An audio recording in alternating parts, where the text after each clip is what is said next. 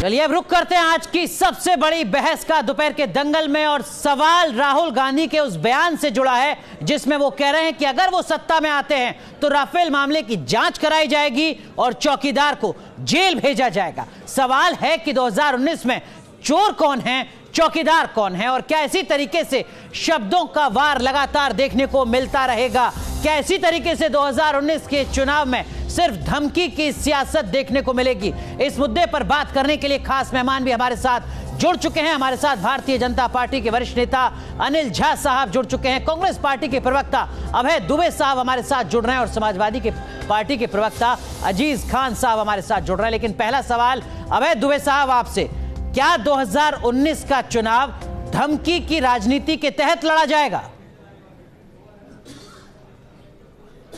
नाम मेरा ठीक नाम डॉक्टर। धमकी की राजनीति के तहत नहीं, ये नकली चौकीदारी है, ये सेठों के दरबारी है, ये गालों पे जो लाली है, ये राफेल की दलाली है। ये बार बार हवाला देते थे सुप्रीम कोर्ट के निर्णय का।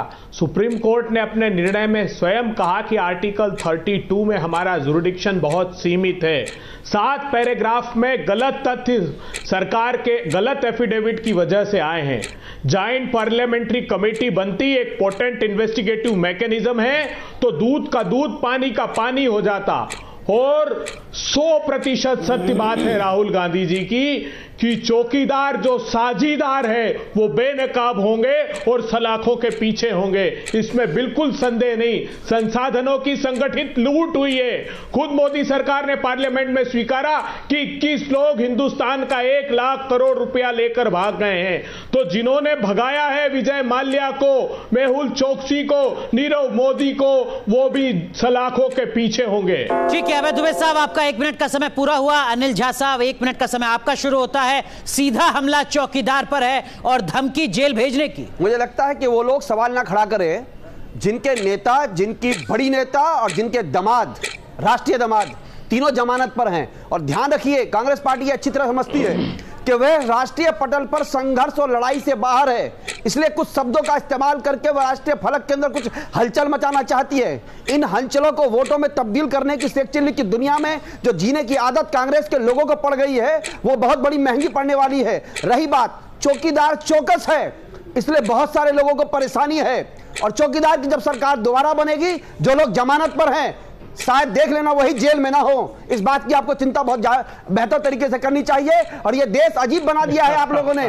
नेता यूरोप का, बांग्लादेशी वोटर, पाकिस्तान जिंदाबाद के नारे, 2 बच्चे वाले टैक्स देंगे और 12 बच्चे वाले यहां पर सब्सिडी खाएंगे और उसका नेतागिरी कांग्रेस के लोग बचाएंगे।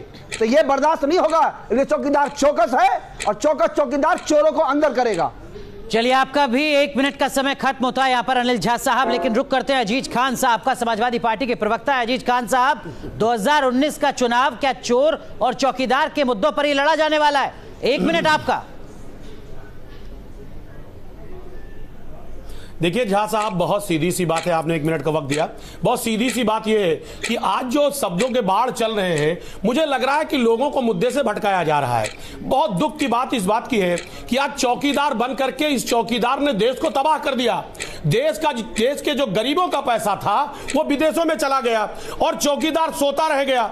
जिस तरीके से राफेल का मसला उठ करके आया है, आखिर ये चौकीदार भाग क्यों रहा है?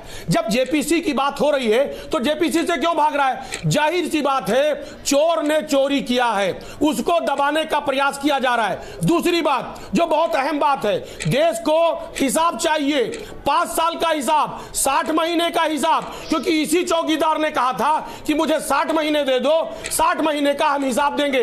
लेकिन जब देश की जनता हिसाब मांग रही है तो यह चौकीदार लोगों को बरगला रहा है, बाएं भटका रहा है। अब आज नफरत की बात कर रहा है, अलगाववादियों की बात हो रही है, देश को बांटने की बात हो रही है। माफ कीजिएगा अजीज खान साहब, 1 मिनट का समय आपका भी पूरा हो चुका है। लेकिन अनिल झा साहब, अगर आज कांग्रेस पार्टी जेल भेजने के वादे कर रही है, इस तरीके के वादे तो आप भी कर चुके हैं और आपसे सवाल पूछा जा रहा था लगातार कि साहब आप सत्ता में आ गए हरियाणा में, किसको आपने जेल भेजा? आप 5 साल राजस्थान की सत्ता में रहे, किसको आपने जेल भेजा? तब जबकि चुनाव से पहले जेल भेजने के दावे आप भी कर रहे थे। देखिए, करप्शन के मुद्दे पर भारतीय जनता पार्टी की तरफ से 0 टॉलरेंस है। रही बात वायनाड की सीट पर, जब से राहुल गांधी जी ने अपना पर्चा भरा है और वहां पर बहुत ज्यादा गैर सेक्शन और वहां पर पाकिस्तानी लुक के जो झंडे लहराए गए, और उसके बाद जो वहां बैप्टिस्ट क्रिश्चियन वोट और इस्लामिक वोट मिलाकर के जो 51% हो रहा है, वो शायद भीड़ देख करके इनका दिमाग चकरा गया है। अनिल झा साहब, अगर राजस्थान में किसी को जेल भेजना था तो क्यों नहीं भेजा? हरियाणा में अगर किसी को जेल भेजना था तो क्यों नहीं भेजा? राष्ट्रीय दमाद के मामले में हमारी सरकार ने, हरियाणा की सरकार ने, राजस्थान की सरकार ने बिल्कुल चौकस होकर काम किया है। अब वो लोग जमानत पर हैं, इसलिए वो आने वाले समय में जेल पर जाएंगे, क्योंकि बहुत सारे काम हम न्यायालय पर छोड़ते हैं, न्यायालय पर विश्वास करते हैं। राफेल के इश्यू पर भी न्यायालय पर जो जवाब आया है उसको लेकर के दोनों दलों को विश्वास करना चाहिए। आपके पास राफेल के इश्यू पे सिवाय हास्यास्पद बयानों के अलावा कुछ नहीं है। और ज्वाइंट पार्लियामेंट्री कमीशन की जहां तक बात है, जब न्यायालय ने आपको आईना दिखा दिया और उसके बाद फिर आप सवाल खड़ा करते हैं। मुझे लगता है समाजवादी पार्टी और कांग्रेस पार्टी को दोनों को समझ लेना चाहिए, जो दोनों यहां तो हमसे लड़ रहे हैं, लेकिन कांग्रेस पार्टी को समाजवादी पार्टी ने अपने यहां पर गठबंधन के लायक नहीं समझा है, क्योंकि इस देश के अंदर तय हो गया है, केंद्र में नरेंद्र मोदी हैं, यशस्वी प्रधानमंत्री हैं, बाकी जगह आप लोग वहां लड़ने के लिए बैठे हैं, लड़ने के लिए नहीं, गालियां देने के लिए बैठे हैं। मुझे लगता है लोकतंत्र मर्यादा को देश की जनता के सामने आप बेनकाब हो चुके हैं, देश की जनता के सामने आप बेनकाब हो चुके हैं। आप दूसरों का घर मत देखिए, हिसाब दीजिए। इस देश की जनता 5 साल का आपसे हिसाब मांग रही है, हिसाब देने के बजाय देश को हिंदू मुसलमान तमाम तरीके की चीजों में बांटना चाहते हैं। आप बांटिए मत, आप अपना घर देखिए। माफ कीजिएगा अनिल झा साहब, आपने वादा किया था। अजीज खान साहब माफ कीजिएगा, अभय दुबे, एक सवाल मेरा सीधा आपसे। अभय दुबे, बीजेपी के नेता कह रहे हैं कि साहब जो खुद जमानत पर हैं वो कैसे चौकीदार को जेल भेजने की बात कर सकते हैं? नैतिकता बची है क्या कांग्रेस पार्टी में?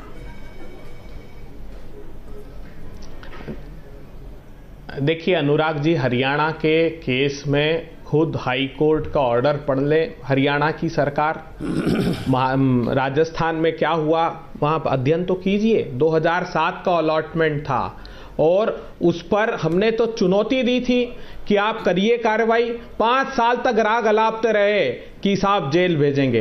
प्रामाणिक रूप से हमने इन बातों को उजागर किया है कि भारतीय जनता पार्टी के नेता भीषणतम भ्रष्टाचार में डूबे हुए हैं। कल्पना करिए कि नॉर्थ ईस्ट का मुख्यमंत्री 180 लाख रुपए अपनी गाड़ी में कारकेड में लेकर चलते हैं। इनके एक सांसद टीवी पर कहते हुए पकड़े गए कि प्रधानमंत्री की रैलियों में भीड़ नहीं आती, हर विधानसभा में 10-10 लाख रुपए देने पड़ते तब कई लोग इकट्ठे होते हैं। तो पूरे संस्थागत तरीके से हिंदुस्तान को बर्बाद कर दिया।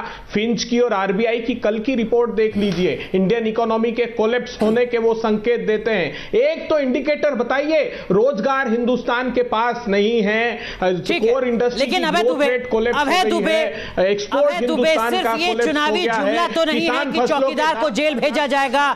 कुछ उस तरीके से जैसे वीपी सिंह के दौर में नारा होता था। वीपी सिंह का एक सवाल, पैसा खाया कौन दलाल?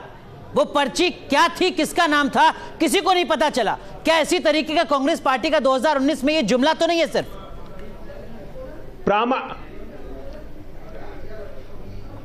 प्रामाणिक रूप से 2 वचन देते हैं हम आपको। एक, न्याय को हर हाल में लागू करेंगे। 25 करोड़ लोगों को 5 करोड़ परिवारों को 6,000 रुपए महीना। दूसरा, चौकीदार सलाखों के पीछे होगा जो भ्रष्टाचार। अनिल झा साहब, ये तो सीधा हमला है। देखिए वो कह रहे हैं सब सलाखों के। अभय दुबे कांग्रेस पार्टी के प्रवक्ता भरोसा दिला रहे हैं अपने मतदाताओं को सिर्फ 2 मुद्दों पर, हर महीने 6,000 और चौकीदार जेल में। देखिए, मैं कई बार मैं हैरान हूं अपने एक नेता के बयान को किस प्रकार से प्रमाणित करने की कोशिश कर रहे हैं। हमारे मध्य प्रदेश में कहा गया है, रुपया ना धेला सूरजकुंड का मेला लगाए बैठे हो। जिन लोगों पर सवाल है, आप एक ऐसे यशस्वी प्रधानमंत्री पर सवाल करना चाहते हैं जिसको लेकर के विश्व पटल में भारत का यशस्वी गान हुआ है, और ऐसी स्थिति जहां पर आप लोगों ने 60-65 साल शासन किया, छोटे छोटे विषयों पर भारत के लोगों करते ना जेपीसी क्यों नहीं बनाई? आप बताइए, क्या डिसेंट के नोट नहीं थे? स्वच्छता में लेके आना, क्या राफेल में सेना ने राष्ट्रपति बनाना, सेक्रेटरी डिफेंस का डिसेंट का नोट था? राष्ट्रपति बनाना क्यों इतने महंगे में आप प्रोक्योर कर रहे हैं? इसका जवाब नहीं था। अनिल झा साहब, देखा आपने, सुना आपने किस तरीके से सीधा हमला एक बार फिर बीजेपी पर किया जा रहा है। यहां कांग्रेस कह रही है कि हम चौकीदार को जेल भेजेंगे, जांच की जाएगी। सपा कह रही है कि साहब कुछ हुआ ही नहीं 5 साल। देखिए, एक चिकमंगलुरु में श्रीमती इंदिरा गांधी चुनाव लड़ती थी, दुबे जी जानते होंगे, उस समय मैंने नहीं कांग्रेस ने नारा बनाया था, एक शेरनी सो लंगूर, चिकमंगलुरु चिकमंगलुरु। नारा आज भी हो सकता है। एक शेर है और उसमें कई लोग उनके पीछे पड़े हुए हैं। वो लोग जेल देने की बात कर रहे हैं, जेल भेजने की बात, जिनकी 100 सीटें नहीं आ रही है पूरे देश के अंदर। मेरे ख्याल में 70-75 सीटें भी आ जाए तो बहुत हैं। इसलिए मैं कह रहा हूं, ये लोग लड़ाई के अंदर हलचल पैदा करना चाहते हैं। ऐसा तो नहीं है कि आप 100 सीटें भी नहीं आ रही है इनकी। दूसरी बात, दुबे जी एक बार बात सुन लीजिए। समाजवादी पार्टी के घोषणा पत्र में श्री अखिलेश जी ने जो बोला है किसानों का कर्ज हम समय समय पर माफ करेंगे, तो अखिलेश जी देख रहे हैं मध्य प्रदेश के अंदर इन्हीं कांग्रेस की सरकार आई थी, कितने लोगों का कर्ज माफ कर दिया। 48,000 करोड़ का प्रावधान था कर्ज माफी करने का, 1300 करोड़ रुपया भी नहीं आया। लेकिन अगर जेल भेजने की बात, 24,48,000 नहीं माफ हुआ। 24,48,000 किसानों का कर्ज माफ है। शिवराज सिंह चौहान जी ने बोला आपके नेताओं को पेन ड्राइव दे दी ले जाकर, जिलों में सूची लगा दी। आप लोगों ने 3,000 करोड़ रुपए लूटा है किसानों के नाम पर 15 साल में। मध्य प्रदेश किसानों के नाम पर लोन लेकर माफ कीजिए, सारे वो लोग जेल अनिल जी विषयांतर नहीं होते, मध्य प्रदेश पर नहीं जाते हैं सर। बात राफेल की जांच की है, बात धमकी की, सियासत की है। ऐसा तो नहीं है कि कांग्रेस जो वादा कर रही है दरअसल में वो प्रेरित आप ही से है। हरियाणा और राजस्थान में और 2014 के लोकसभा चुनाव में वादा कुछ ऐसा आपने ही किया था। देखिए, बड़ा ही आप कह रहे थे कि तमाम जमीन के मामलों की जांच होगी और तमाम लोगों को जेल भेजा जाएगा। इनका दम्भ देखिए, बड़ी बहुत ही ज्यादा एक ऐसी काल्पनिक प्रश्न कर रहे हैं। अरे नहीं, जेल भेज देंगे। अरे आपकी सीटें नहीं आ रही, कहां सरकार बन रही है और कहां जेल भेज रहे हैं आप? इसके बारे में बात कर रहे हैं। दुबे जी वो कह रहे हैं कि आप सत्ता में नहीं आने वाले। किसको भेजेंगे? बोलते थे भाग मुकुल भाग, सीबीआई आ रही है। मोदी के व्यक्तित्व है आपके पास, किसी नेता का लगा लिया। आप उनके सामने किसी को खड़ा कर पाएंगे? जो खड़ा करते हैं अभय जी वो कह रहे हैं कि आप तो सत्ता में नहीं आने वाले, जेल भेजने का दावा क्यों कर रहे हैं आप? दिन में सपने दिखा रहे हैं। बात नोट कर लीजिए, आप 70 सीटें पूरे देश में नहीं जीतने जा रहे हैं, उससे ज्यादा आपके सहयोगी दल जीतेंगे। आरजेडी में आप छोटे दल हैं, बंगाल में आप छोटा दल हैं, उत्तर प्रदेश में 2 सीटें नहीं आ रही आपकी, मध्य प्रदेश राजस्थान में सीटें नहीं आ रही। दुबे जी ऐसा करते हैं, चर्चा कर लीजिए ना।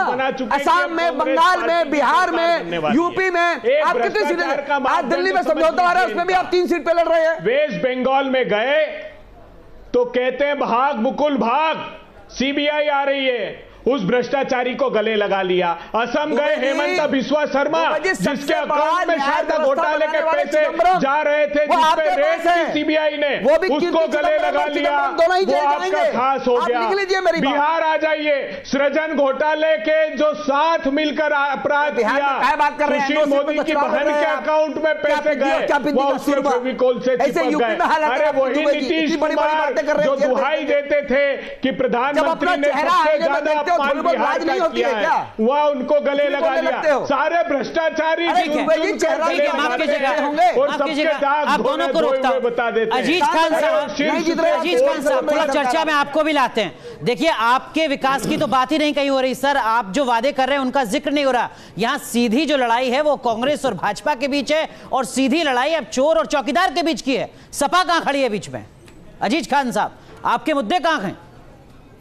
देखिए अनुराग जी, ये देखिए अनुराग जी, आपको भी पता है और ये अनिल जी को भी पता है, दावे चाहे जितने करें, वायदे चाहे जितने करें, देश को गुमराह चाहे जितना करें, इनको पता है कि उत्तर प्रदेश से पूरी तरह से इनकी जमीन खिसक गई है। उत्तर प्रदेश में ये जो गठबंधन हमारा है, ये पूरी तरह से क्लीन स्वीप करेगा, क्लीन स्वीप। ये पूरी तरह से बीजेपी को पता है और यही घबराहट है। अभी आप देखिए, जो जिसको महामिलावट कहते थे, हमारे मिलावट को इन्होंने मिलावट में मिला लिया और देखिए वो वॉशिंग मशीन में डाल के निरमा से ये साफ हो गए, धुल दिया। ये घबराहट और मजबूरी और परेशानी देखिए, निषाद पार्टी को लिया, हमारे साथ महामिलावट थे, तो डॉक्टर अजीज खान आपका महागठबंधन कांग्रेस पार्टी के इस वादे के साथ खड़ा होगा क्या? राफेल की जांच की जाएगी, चौकीदार को जेल भेजा जाएगा। क्या महागठबंधन कांग्रेस के साथ खड़ा है इस मुद्दे पर? देखिए हमारा गठबंधन उस उस सारे मामले के खिलाफ होगा जो देश के खिलाफ होगा। देश का में अगर लूट होगी, चोरी होगी, डकैती होगी, तो हम लोग हमेशा उसके खिलाफ रहेंगे और उसकी जांच होगी। जो भी निष्पक्ष जांच होगी उसके साथ गठबंधन खड़ा मिलेगा, क्योंकि जिस तरीके से राफेल का मामला है और बीजेपी पूरे पर्दे को छिपाना चाहती है। इस देश की अदालतों में 3 करोड़ मामले पेंडिंग है पहले से, आप उनका तो जिक्र नहीं करते हैं। आप ये नहीं कहते हैं कि हम देश के करोड़ों लोगों को वक्त पर न्याय दिलाएंगे। आप सिर्फ एक मामले का जिक्र करते हैं और कहते हैं कि हम तुरंत जांच भी कर देंगे और जेल भी भेज देंगे। ये लोग तो राफेल को इश्यू नहीं है, क्या दिन में सपने तो नहीं दिखा रहे हैं आप अभय दुबे जी? तो देखिए, ये एनर्जी के सिद्धांत की तरह है, it flows from higher potential to lower potential. शीर्षस्थ लोगों को सजा मिलेगी तो संदेश जाएगा, फास्ट ट्रैक कोर्ट में ये मामला चलेगा। और विश्वास दिलाता हूं, आज इस शो को याद रखिएगा, तो 23 मई को प्रसारित जरूर करिएगा। 8 सीटों पर भारतीय जनता पार्टी उत्तर प्रदेश में सिमट रही है। हिंदी हार्टलैंड में 11 दिसंबर 2018 से इनका पराभव प्रारंभ हुआ है। मध्य प्रदेश, छत्तीसगढ़, राजस्थान हारे हैं, फूलपुर, कैराना, अररिया सारे उपचुनाव हारे। ये संकेत साफ है कि देश के लोगों ने चौकीदार उत्तर प्रदेश में बीजेपी 8 सीटों पर रहेगी। क्या इसके लिए इस शो को हम रिकॉर्ड में रखें, या आप कह रहे हैं कि हम सत्ता में आए तो चौकीदार को जल्द से जल्द जेल भेजा जाएगा? इसलिए बहुत संक्षेप में अभय दुबे, आता हूं अनिल जी आपके पास। बिल्कुल, मैंने तो आपको पहले ही कह दिया, 2 वचन पहले कह दिए, उसको भी रिकॉर्ड में रखिएगा। और 23 मई के निर्णय के दिन भी रिकॉर्ड में रखिएगा कि 8 सीटों पर। अनिल झा साहब, देखिए सीधी चुनौती है यहाँ पर, सीधी चुनौती। अनिल झा साहब आपको अभय दुबे जी, मैं चुनौती स्वीकार करता हूँ। आप दुबे हैं और मैं झाजी हूँ। ध्यान रखिएगा, एक रिकॉर्ड पे आ गया है। अगर आप ये आरोप लगा रहे हैं विजय माल्या, मेहुल चोकसी हमारे राज में भागे हैं, तो आपके राज में दाऊद इब्राहिम भागा था, इसका मतलब आतंकवादियों के साथ आप हैं, उसकी जिम्मेदारी आपकी है। तो चौकीदार को लेकर आपका एक मंत्री जो है, दूसरी बात उसका टेप पकड़ा है दाऊद इब्राहिम से बात करते हुए। सवाल चौकीदार को लेकर है। इब्राहिम की बीबी शादी अटेंड करके गई महाराष्ट्र में, आपकी सरकार में देश में, और ये चौकीदार इतना चौकस है, जो लोग जमानत पर हैं, आपके राष्ट्रीय दामाद वो जेल में होंगे, और जो बॉम्बे में शादी अटेंड करके गई है, वो जो इस देश के अंदर जमानत पर जेल में होंगे, आपके मंत्री उनसे चर्चा करते हुए पकड़ा है। 70 सीटों से कम होंगे और आपके राष्ट्रीय दामाद जेल में होंगे। ये लेकिन हो गए 5 साल, अनिल झा देख लिया 2014 में भी आप कह रहे थे, देश के नागरिकों ने अनिल झा साहब ये तो आप 2014 में भी कह रहे थे। कानून प्रक्रिया ने काम किया ना जी, ठीक है। उनको न्यायालय तक घसीट के लेके आए ना हम, और उसके बाद जेल होगी। न्यायालय भी तो कुछ अभी काम करेगा। चलिए, तो अब इंतजार 23 मई का करना होगा, किस तरीके के नतीजे आते हैं, और उसके बाद कांग्रेस और बीजेपी के जो दावे यहां पर किए जा रहे हैं, उन दावों का असर किस तरीके से देखने को मिलता है।